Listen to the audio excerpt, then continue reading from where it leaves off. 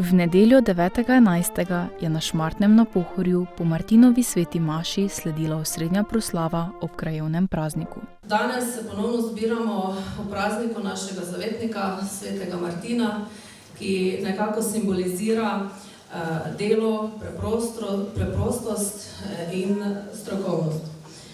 To je čas, ko se z veseljem nekako ozremo nazaj na prehojeno pot, se zahvalimo za tisto opravljeno delo in pa seveda pogled upremo tudi v prihodnost, kaj nas še čaka, kakšni izzivi in novi načrti. Vsako leto nas ta praznik spomni, da je moč v sodelovanju, v vztrajnosti in pa v prijateljstvu med ljudmi.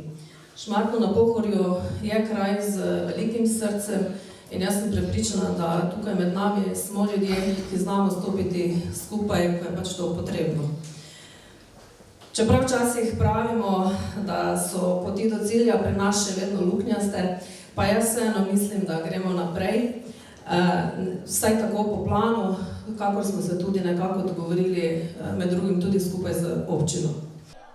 Proslava se je odvila v prostorih osnovne šole, na njej pa so nastopali učenci osnovne šole Šmartno na Pohorju, društvo Freihheimska godba, kulturno-umetniško društvo Šmartno na Pohorju in ansambel Udarniki. Trenutek zase je dobil tudi gospod Vladimir Ačko, ki je prejel priznanje za izjemne življenjske prispevke in dosežke na področju športa, gasilstva in prostovoljstva.